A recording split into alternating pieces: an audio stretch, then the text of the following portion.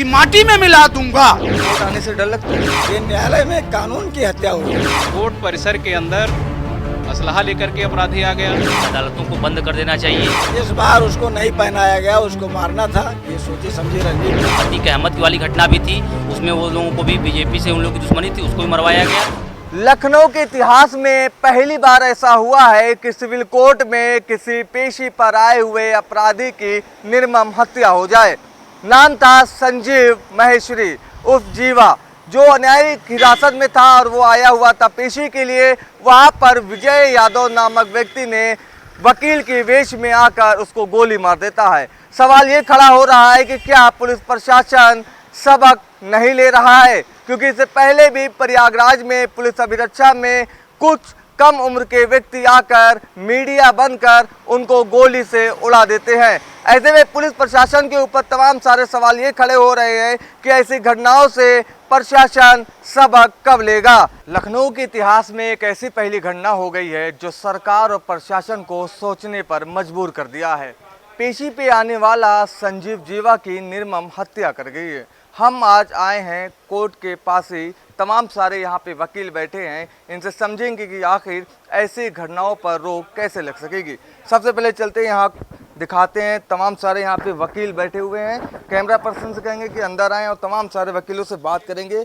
Sir, जिस तरीके से इतनी बड़ी घटना लखनऊ में हो गई, पेशी के दौरान आ रहा है व्यक्ति पेशी के लिए और गोली चल गई, कैसे देखते हैं सर आप इसे? बहुत ही दुखद और दुर्भाग्यपूर्ण घटना है। इस घटना से कौन व्यक्ति मारा गया, उससे ज़्यादा महत्वपूर्ण किस स्थान पर मारा गया, जिसमें बहुत सारे लोगों की आस्था जुड़ी हुई है न्यायालय से, उसकी हत्या हुई है, उस पर कुठाराघात है। और इस पर सरकार को बड़ी गंभीरता से कोई सकारात्मक निर्णय लेना पड़ेगा। सरकार ने एसआईटी गठित कर दी है, कहा कि एक हफ्ते में रिपोर्ट पेश कीजिए। सरकार ने एसआईटी गठित कर दी है, ये बाद में गठित हुई है, लेकिन घटना से पहले उस व्यक्ति की सुरक्षा में कितने बड़ा चाक चौबंद था, उसने क्या परिणाम दिया, इस पे भी सरकार को समीक्षा करनी पड़ेगी।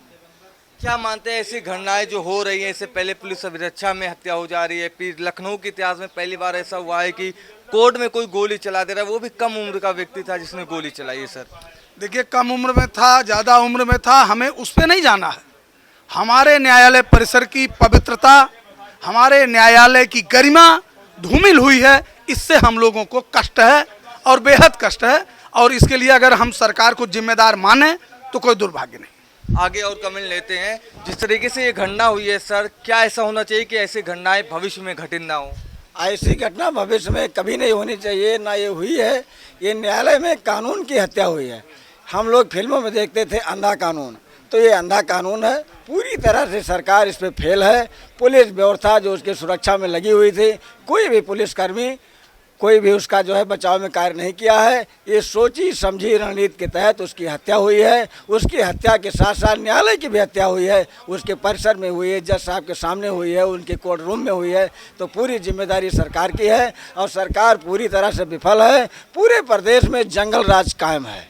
सर, ये जो अपराधी रहते हैं, इनको मनोबल कहाँ से इतना बढ़ता है कि कोर्ट परिसर के अंदर आकर और गोली चला दें, वो भी इतने कम उम्र का व्यक्ति है। ऐसे पुलिस अभिरक्षा की बात की जाए प्रयागराज की, वहाँ भी ऐसे घटना घटित हो गई है, तो प्रशासन ये सबसे सबक लेकर आगे की कार्रवाई क्यों नहीं कर रहा है? सरकार की मनोदशा जान करके अपराधी लोगों का मनोबल बढ़ जाता है। जब उनको ये पता है कि सरकार हमारे खिलाफ कोई ठोस कदम नहीं उठाएगी, तब उनका हौसला बढ़ जाता है और कहीं भी अति सुरक्षित स्थान पर भी वो ऐसे अंजाम करने को उत्साहित हो जाते हैं और अंजाम को कर डालते हैं।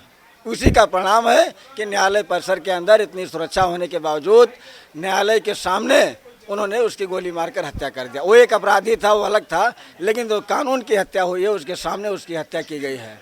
हाँ, पुलिस कस्टडी में किया है। उसके सुरक्षा में 50-60 सिपाही लगे हुए थे और जनता के पैसे से उनको वेतन दिया जाता है और वो सुरक्षाकर्मी कुछ भी नहीं किए, मूक दर्शक बन करके खड़े रहे और अपराधी उसको गोलियों से भून डाला। सर, एक चीज़ समझना चाहते हैं आपसे, आप पेशे से वकील हैं, वो जब संजीव जीवा आता था पेशी के लिए तो बुलेट प्रूफ जैकेट पहन के आता। ऐसा क्या था कि बुलेट प्रूफ जैकेट उसने नहीं पहनी थी और इतनी बड़ी घटना घटित हो गई? इस बार उसको नहीं पहनाया गया, उसको मारना था। ये सोची समझी रणनीति थी कि कहाँ उसको मारा जाएगा, नहीं उसको पहनाते।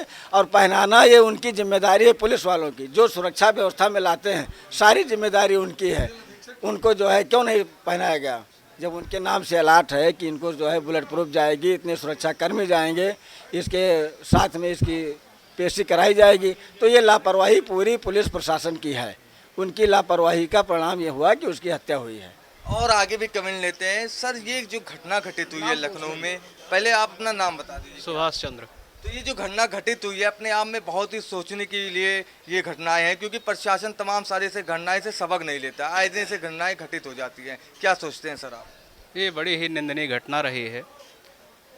कोर्ट है और कोर्ट में फुल प्रूफ सिक्योरिटी है, तमाम जो है यहाँ मेटल डिटेक्टर लगे हुए हैं। अब लोग असलहा लेकर के कोर्ट के अंदर आ जा रहे हैं, तो कहीं न कहीं पूरी तरीके से जो प्रशासन है वो फेल्योर है। बिना उसके फेल्योर के घटना घटित ही नहीं हो सकती है। कोर्ट परिसर के अंदर असलहा लेकर के अपराधी आ गया, इसका मतलब कि ना तो मेटल डिटेक्टर ने काम किया, ना तो वहाँ पर बैठे हुए लोगों ने काम सही से नहीं किया, और उसने आ कर के एक ऐसे स्थान पर घटना को अंजाम दे दिया जहाँ से न्याय निर्णय होता है, और ऐसे लोगों के बीच में वो अपराधी था, उससे हमारा कोई मतलब नहीं है। लेकिन इतनी बड़ी सुरक्षा उसकी थी, और उस सुरक्षा के बावजूद जिस तरीके से घटना को अंजाम दे दिया गया, कहीं न कहीं शासन की और प्रशासन का पूर्ण रूप से फेल्योर है। इतनी बड़ी घटना हो गई लखनऊ में, आप पेशे से वकील हैं, आप ये बताइए कि सर कोर्ट आने से डर लगता है? सर, कोर्ट आने से अब डर लगता है? कोर्ट आने से डर नहीं लगता है, लेकिन कोर्ट में आने के बाद क्या होगा यह निश्चित नहीं रहता है। मतलब सुरक्षित वकील भी नहीं है? सुरक्षित नहीं, हमारी न्यायपालिका ही नहीं, जिसमें जज हैं, हमारे कर्मचारी हैं, हमारे क्लाइंट्स हैं, ये कोई नहीं सुरक्षित है। हम उस बच्ची के जो घायल हुई है, जो अपनी मौत से जूझ रही है, मैं उसके शीघ्र स्वस्थ होने की कामना करता हूँ। योगी आदित्यनाथ जी गए थे सुबह में मिलने के लिए। वो माननीय मुख्यमंत्री जी हैं, जाएंगे, लेकिन उन्होंने उनका प्रशासन और प्रशासन का जो विफलता है उससे वो इम्प्रूव नहीं होगा। माननीय मुख्यमंत्री जी गए, उसका अच्छा इलाज हो, लेकिन ऐसी घटनाएं ना हो, ये ज़्यादा जरूरी है। मैं धन्यवाद देता हूं माननीय मुख्यमंत्री जी ऐसी आपदा में गए, लेकिन उनको जाने से ज़्यादा बेहतर था बैठ करके इस घटना को कारणों में जाते, घटना के जो परिणाम है। लेकिन अब मैं तो अधिवक्ता हूं, मैं नहीं कह सकता हूं। माननीय मुख्यमंत्री जी ने स्वयं कहा था विधानसभा के अंदर कि माटी में मिला दूंगा, तो अपराधी और प्रशासन सब लोगों ने उनकी मंशा भांप ली। माटी में मिला देते, खेत में मिला देते। मिट्टी में जब मिल गए अपराधी अब उत्तर प्रदेश छोड़कर भाग गए, तो ये जो अपराधी किस्म के लोग निकल रहे, इतनी बड़ी बड़ी घटनाएं घटित हो जाती हैं, इसके क्या कहेंगे? देखिए, अपराधी एक मिट्टी में मिल गया, दूसरा पैदा हो गया। जितना आतंक जीवा का बताते हैं, उससे कम आतंक क्या अब होगा? जो लड़का पकड़ा गया अभियुक्त, उसका भी तो आतंक हो। तो एक खत्म हुआ, एक पैदा हो गया। इसको आप क्या कहेंगे? इसको आप क्या कहेंगे? अपराधियों के खात्मे के, अपराध पर नियंत्रण पाने का तरीका है। ये तो एक न्यू जनरेशन पैदा कर रहे हो। अगर उसको उस पर अंकुश पाना है तो जुडिशरी के माध्यम से आइए, उसको जल्दी से ट्रायल कराइए, जल्दी से उसके मुकदमे का विनिश्चय कराइए, और एक न्यायिक आदेश और निर्णय से उसे सजा दिला दीजिए। वहाँ वो मिट्टी में मिल जाएगा, वहाँ उसे बैरक में रखा जाएगा, वहाँ आत्मचिंतन करेगा, आत्मसात करेगा कि मैंने गलत किया है, पश्चाताप करेगा। वो मिट्टी में मिलना हुआ। मिट्टी में मिलना, किसी को गोली का जवाब गोली से देना, मैं नहीं समझता हूँ एक स्वस्थ लोकतांत्रिक और संवैधानिक दायित्व जो निभा रहा हो, उसके लिए ये शब्द अच्छा लगेगा। और भी कमेंट लेते हैं, इधर तमाम सारे वकील बैठे हुए हैं। सर, ये जो घटना घटित हुई है, आप लोगों कार्य बहिष्कार कर दिया है, क्या कहेंगे बताइए सर। एक कमेंट। सर, ये अदालत परिसर में ऐसी घटना होना शर्मनाक है। अदालतों को बंद कर देना चाहिए। अगर ये सरकार की यही मंशा है कि अपराधियों को इसी तरह खात्मा किया जाए, तो सरकार को अदालत बंद कर देना चाहिए, है ना। संविधान में संशोधन करें, जब इनकी मेजॉरिटी है तो यही काम करें। अब जो ये मारा गया है जीवा, इसके ऊपर ब्रह्मदत्त द्विवेदी और कृष्णानंद राय दोनों बीजेपी के विधायक थे, दोनों की हत्या का आरोप था, है ना। इस पूरी तरह ये पूरी घटनाक्रम ये राजनीतिक साजिश के तहत हुआ है। इसी तरह अतीक अहमद की वाली घटना भी थी, उसमें वो लोगों को भी बीजेपी से उन लोगों की दुश्मनी थी, उसको भी मरवाया गया। और यही घटना ये भी है।